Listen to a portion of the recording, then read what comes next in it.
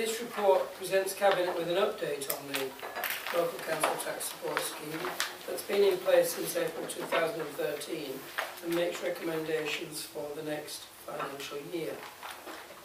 This Council Tax Support has replaced the National Council Tax Benefit Scheme and was introduced in April 2013. All local authorities were required to design and implement their own schemes, but with initial fixed funding of 90% of the previous cost. This fixed funding has since been rolled into the main revenue support grant received from central government, which has reduced significantly as part of the government's austerity programme in recent years, and is expected to fall again in 2017-18 by a further 809,000 to a grand total of just over 768,000. Notwithstanding these reductions, the Local Council Tax Support Scheme in operation at this council since its introduction in April 2013 has remained the same and requires all working age residents to pay a minimum 20% contribution towards their council tax. It is proposed that this should continue in 2017-18 with only a small number of technical changes shown at section 5 of the report, to maintain the alignment of the administration of this scheme with the National Housing Benefit Scheme. No other changes to the current scheme are proposed for the next financial year. A consultation process on these minor changes will need to occur, and a timetable for this and the final scheme approval for 2017-18 is shown at paragraph 6.5, as the Council must publish its approved scheme by the 31st of January 2017 for implementation from next April. And the recommendations are shown at section 2. Councillor Kondaka. Right, firstly, on the header page, it's appalling that this is not subject to calling, even now or after the consultation. You're talking about it published in January and it's currently July, so we should actually have an opportunity for scrutiny committee to look at this. And it's obviously an opportunity that could happen at the same time as the 8-week consultation. But to actually have no scrutiny of something that doesn't happen until January, 6 months' time, is absolutely appalling. And it's typical of this council not wanting things to be discussed properly. Going on to the detail on page 16, you'll see that the amount of scheme cost is gradually going down from 8.8 million to 8.4 million. And the modifications to the scheme will make the scheme even more hard to obtain, and so the cost of the scheme will get lower. We're charging 20%. Stratford is charging no minimum at all. North Warwickshire 8.5%, and the other councils in Warwickshire charging 15% as the minimum payment. So we're actually overcharging our residents compared to anywhere else. And importantly, that money that costs us to support these people actually comes from the council tax collection fund. So to actually support people with a small amount of extra income actually only costs us 13% of the income we have to give away. I asked the officers how much it would cost to change our 20% to 15%. The cost to us is £35,000. The benefit to our residents is £250,000, because effectively we only pay for 13% of that help. And effectively in our county council tax in Nuneaton and Bedworth, we're actually paying to help people in Stratford who don't have to pay any council tax if they're suitably poor. So the minimum in Stratford is zero. That minimum payment is funded by the county council, the police authority and the local council.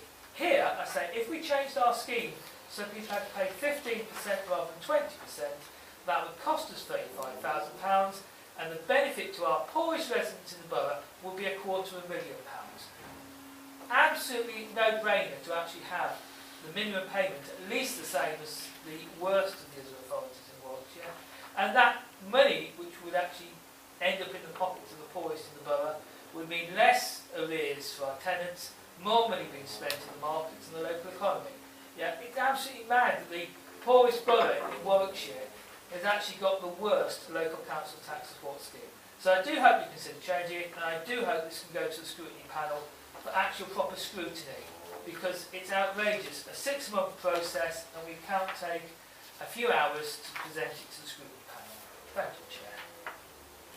Thank you. Does anyone have any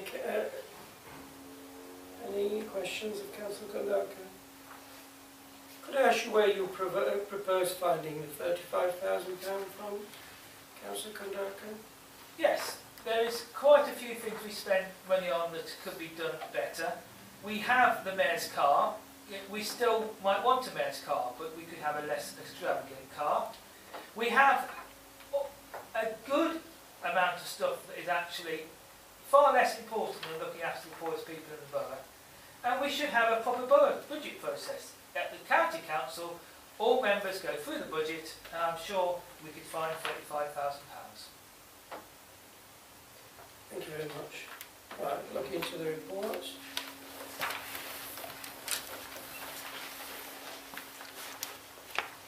We have members. I'll propose the report from the chair as recommendation of the report. That's seconded. All in agreement? Thank you very much. Item 7, growth hub funding. This report presents the request this authority has received to contribute towards the ongoing running costs of the growth hub over the next 3 years. The Council is part of the Coventry and Warwickshire City deal, which created the growth hub in 2014 to signpost new and existing businesses through the maze of support available to enable them to flourish and grow. The Council contributed £24,201 to the initial setup in 2014, along with contributions from other partner authorities. No further contributions have been made since then from this Council. Earlier this year, the Growth Hub indicated a shortfall in funding and has since approached all local authority partners for assistance for each of the next 3 years. The contributions requested in each year from Nuneaton and Bedworth Borough Council are shown in the table at paragraph 3.3. The contributions requested from Warwickshire County Council are by far the most significant, and their ongoing financial support, along with that of Coventry and Warwickshire authorities, will be crucial to the ongoing viability and work of the Growth Hub to encourage economic growth in our region. I would stress, of course, that in fact, in terms of economic development, it is one of the main functions of the County Council, so it's quite right that they should be paying that. Councillor Kondaka. It is absolutely appalling that this item is not subject to calling. It is a very important item. It's a long-standing thing. It's not something that's going to have to be signed off in a day. Other councils have already taken it through their procedures. Not having a proper scrutiny of this is appalling.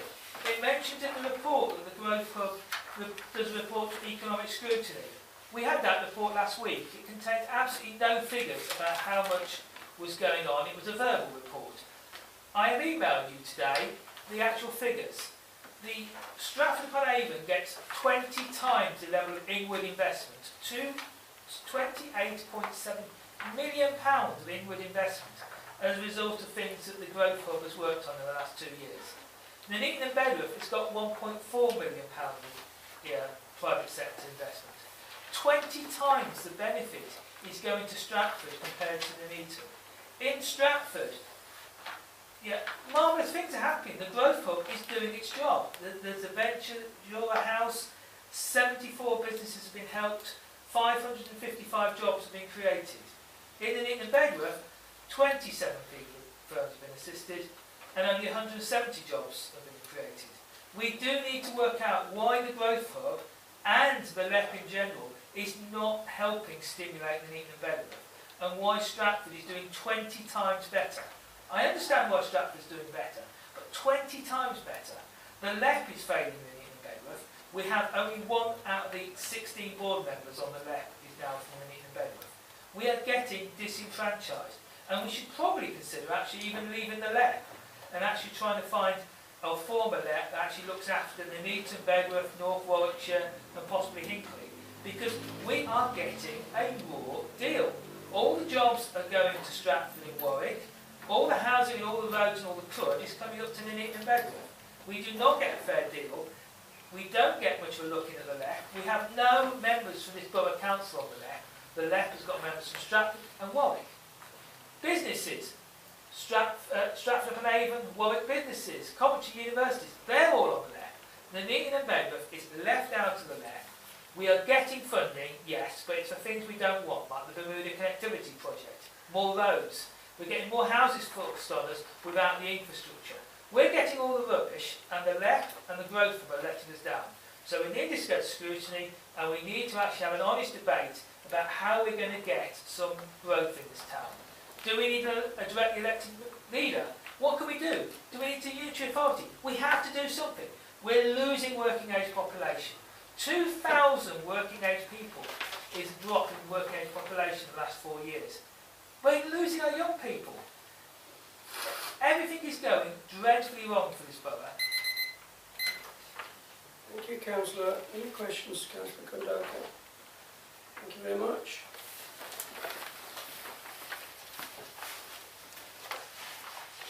Right, well, I am a great supporter of the Growth Hub. I've been very much involved in the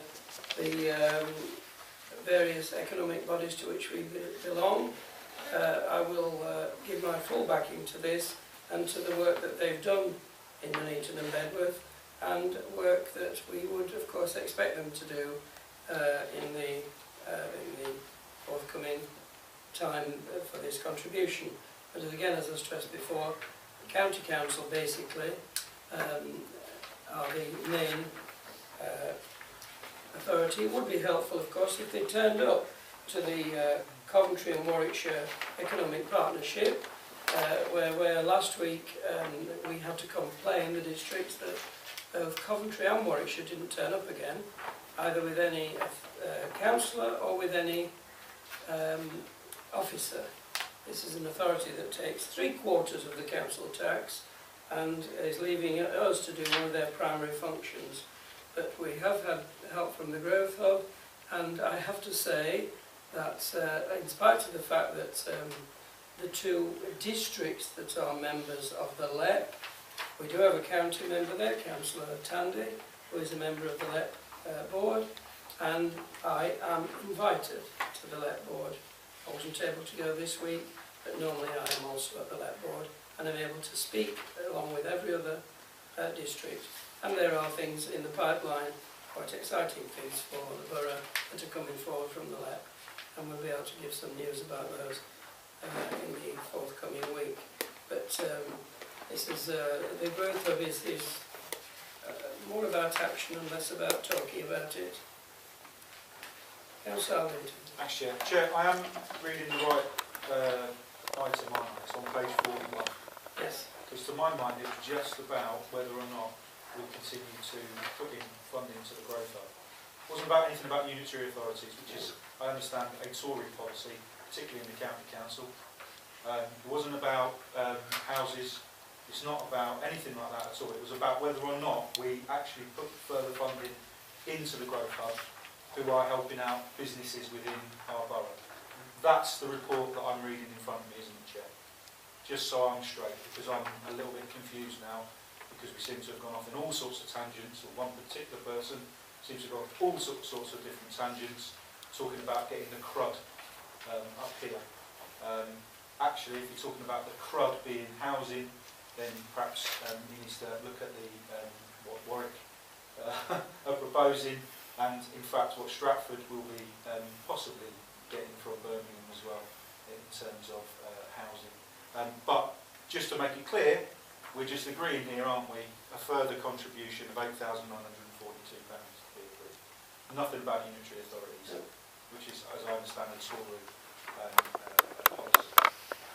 Thanks, Chair. We agreed then with the recommendations? Very much.